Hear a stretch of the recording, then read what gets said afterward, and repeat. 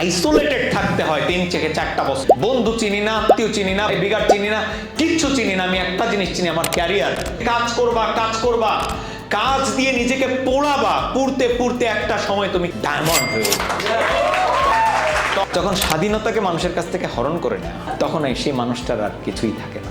তা বিয়ে হচ্ছে স্বাধীনতাকে হরণ করার আনুষ্ঠানিক একটা রূপ,